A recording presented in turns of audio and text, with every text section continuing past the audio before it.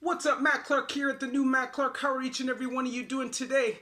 Just a story about how important it is to make the necessary changes in your life now before it's too late, and a little story that explains why. Stay tuned for a great video. I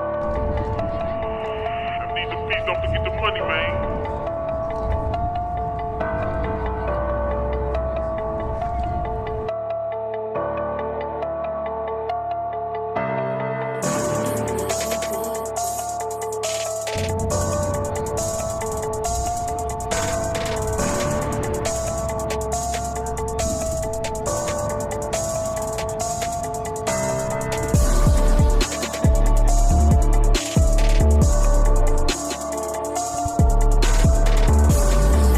What's up, Matt Clark here at the new Matt Clark. How are each and every one of you doing on this amazing Wednesday? I'm doing great. Work is great. Girl is great. Fam is great. Hope you're great too. I just want to say we've finally done it. We've done it. We've touched 1,000 subs. I just want to say, man, your support is amazing. It means the world to me. Thank you, thank you, thank you, thank you. I was gonna give a card to the 1,000 subscriber, but I can't figure out exactly who that is. So what I'm gonna do, in my next video, I'm gonna say a secret word. Anybody who comments that secret word in the comment section will be put into a draw. On my next live stream, I will draw all of those names. That will be Saturday. And the winner of that contest will get a $50 Visa card. I will send it to you as soon as the winner is drawn. So please stay tuned for that. So humbled. I can't tell you how humbled I am. Your support is everything to me. We're going to keep pushing. We're going to keep pushing this movement forward. We're going to stay positive, and we're going to stay focused on the goal, and that is to get our word heard so we can save some lives and help some people in prison who maybe want to make the necessary changes. So this is a video about how important it is and how much I stress for you to make the changes necessary as soon as possible so you can move on with your life. As humans, naturally, as we get older, whether it's a civilian or a criminal, we progress, right? You'll progress through public school, high school, you'll get a little part-time job, full-time job, whatever, and then your career, right? And right on into death, right? And as a criminal, you'll do the same thing, right? You'll start out, maybe breaking into cars, then you'll move up, start boosting from stores, then you'll start breaking into houses, blah, blah, blah, the same story. Okay, you know what I mean? So you have to catch it before it gets there because it can get to a point of no return. And it's not always in your hands. Maybe you're not a violent person, right? Maybe you don't ever intend on killing anybody or hurting anybody. Maybe you don't ever intend on getting super, super caught up, right? But stuff happens. Sometimes your hand can be forced. And this is why I'm suggesting as soon as you can, you get out. Because reality is there's tons of people that are doing life right now that think, man, I just wish that I didn't make that mistake. Man, I wish I could get out and have another shot at this. And that's where this story is going to come from. It's about a lifer that I know. He's a good friend of mine. And when I talk to him, I genuinely don't see the killer in him, right? Now, that doesn't mean it's not there, but I don't personally see it. And this man was in for something like 14 or 15 years, had made all the necessary changes in his life, but was kind of being held back by the people that were in control of his life, okay? He finally made it to camp, but he kept getting basically like obstacles thrown in front of him. That finally it just got impossible for him to jump them, and he realized that for him to get out it would be next to impossible. He was basically stuck in a camp, probably for the rest of his life. So he had the great idea that he was going to run away. And this is a good friend of mine, okay? And I was actually quite hurt by this because he was so close. Like, I know in his mind he probably thought there was no chance of him getting out, but things happen, right? Things change, parole officers change, you never know. Your situation could have totally flipped as long as you stayed doing the right thing and staying focused on your goal, and that was getting out. But he decided that he wanted to take a shortcut. So he had this whole thing set up. He was relying on all these people, and nobody knew, okay? Nobody knew. At least nobody that I knew. And finally, one day, this guy decided that he was going to take off from camp. All right? problem with that is there's a lot of moving pieces in a situation like that, and you're on the run from a federal prison. So you're going to literally be getting chased by dogs from there, and from that point on, you'll have rope squad and police and everybody on you. Your picture will be put on TV. Like, it's next to impossible to get away, all right? You got to have a foolproof concrete plan, which I would never recommend, you know?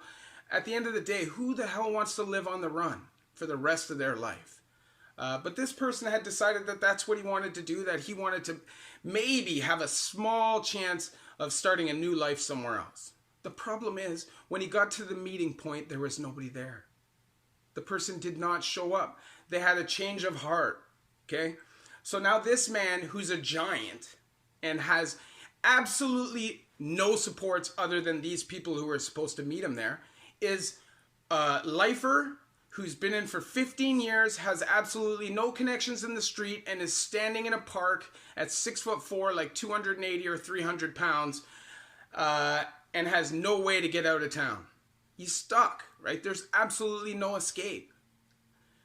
I can't imagine how much anxiety and how much regret he had instantaneously. Because there's no way around that. Like, the man is now standing in a park all alone, waiting for a ride that's not coming. And you know what? The ride does come. And it's the feds, right? Eventually they catch up with him in the town in that same day, and he gets brought back behind the fence. Before he was on the other side of the fence in a camp. Now he's behind the fence. And as a lifer, the chance of you getting parole again within 5 or 10 years after taking off from a camp, because you're going to have to build trust in order to even get back to the camp, right? So that could take 5 to 10 years in itself. And then once you get to camp, you have to do your camp time. And that's mandatory for a lifer to touch. Almost mandatory. It might even be mandatory, right? So now the man is behind the wall, probably going to do another 10, 15, 20, 25 years if he ever gets a chance at all, because he was already a sketchy case in the first place, right? And by sharing this story, I hope that you guys get the message, right? There is no escaping it. Whether it's you're doing crime or you're doing drugs or whatever it is, it's going to progress and eventually it's going to catch up with you. And whether you end up in a box, or you end up in a cell, or even if you end up on the run, like in some country with no extradition or something like that, like, who wants to live like that for the rest of their life? You know what I'm saying? So by sharing this video, I hope that I can stress the importance of right away looking deep inside yourself and deciding, is this who I want to be as a person? Is this who I am? Right? Because believe me, it's not a good look being a 50 or 60-year-old man doing a 15, 20-year life sentence. Right? And at the end of the day, it's not even about what other people think about you. It's what you have done to your own life. And these are the thoughts that made me change my life. Right? And hey, can I sit back here and say for sure that I'll never get in trouble again? That I'll never use drugs again? I can't say that, you know, because as a man who's been torn by addiction for over 20 years, I can never sit here and tell you that no traumatic event for the rest of my life could make me use. Now, I can sit here and be optimistic and say, I think it's unlikely that I'm going to use, and I'm going to work my butt off so I don't. But I need to be a realist. I need to be humble. And everybody who's made these changes in their life also has to stay that way. Humility is key. There's no way that you can conquer addiction. There's no way that you can conquer the criminal lifestyle, right? There's just no way. If you go down the line in history of all the criminals and convicts in the history of the world, how many have actually walked away with anything unscathed, okay? The odds are against you. So please, if you need some help, if you just need some advice, if you need some support, you can hit me up on Instagram at the new Matt Clark, all small letters, all one word, and I'll get back to you as soon as I can. Obviously, I have a life and I'm busy, so I can't always get back to you immediately, but I'll get back to you as soon as I can.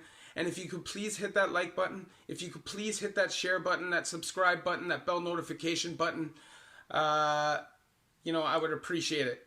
And to all of my 1,041 subscribers, you heard what I said earlier. There's going to be a contest. I'm going to say a word in the next video I put up. It'll be a secret word.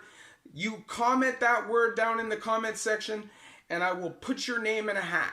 And on my live stream on either Saturday or Sunday, I will draw that name, and I will send the winner a $50 Visa card to wherever they would like. So please stay tuned for the next video at the new Matt Clark.